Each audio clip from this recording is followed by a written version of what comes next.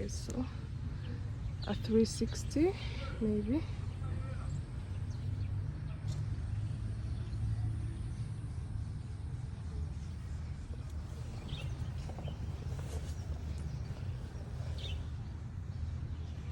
Okay, so sleeping situation for a couple of days. This is like a window kind of. There is another one there, but it's closed. You can keep it open for fresh air.